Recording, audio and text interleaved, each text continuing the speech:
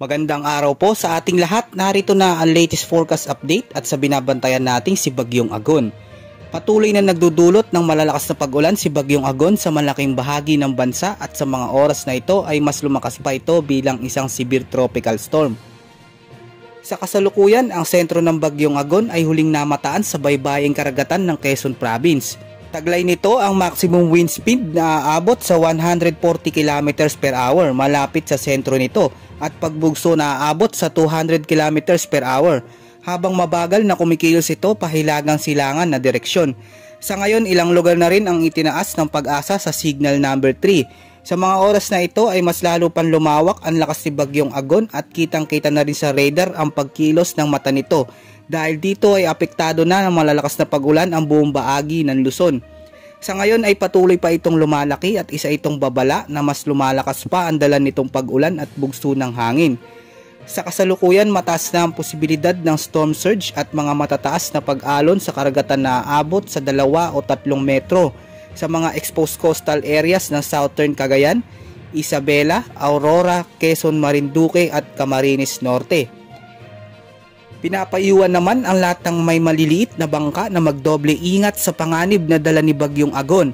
Kung maaari ay huwag muna makipagsapalaran lalo na kung lubhang delikado. Dahil sa patuloy na paglakas ng bagyo ay tinaas na ng Pag-asa sa signal number 3 ang silangang bahagi ng Quezon Province, particular sa Infanta, Mauban, Real at kabilang ang Polillo Island. Nakataas naman sa signal number 2 ang iba pang lugar sa Quezon lalo na sa northern and central portion ng Quezon. Northern portion ng Camarines Norte, particular sa Santa Elena, Kapalonga, habang signal number 1 pa rin sa Rizal, Cavite, Laguna, Batangas at natitirang bahagi ng Quezon, hilagang bahagi ng Camarines Sur, nalalabing bahagi ng Camarines Norte, silangang bahagi ng Pampanga, silangang bahagi ng Nueva Ecija at Marinduque. Base sa inilabas ng Pag-asa, ang latest track ni Bagyong Agon ay inaasahang patuloy na lalakas sa mga susunod na araw habang mabilis na kumikilos pahilagang silangan ng bansa. Dahil sa patuloy na paglakas ni Agon ay makakaranas ng dami ng ulan ngayong hapon at gabi hanggang bukas na posibleng umabot sa 100 hanggang 200 mm sa baybaying karagatan ng Polillo Island, Infanta at Mauban.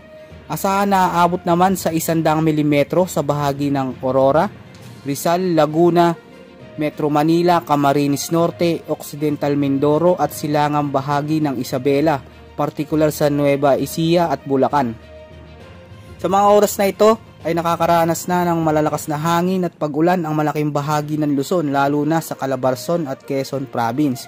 Pinapayuhan naman natin ang lahat ng ating kababayan na maging alerto sa banta ng landslide at malawakang pagbaha. Manatiling nakasubaybay sa ating update na ilalabas dahil bawat oras ay posibleng magbago ang lakas ng bagyo at taglay nitong bilis.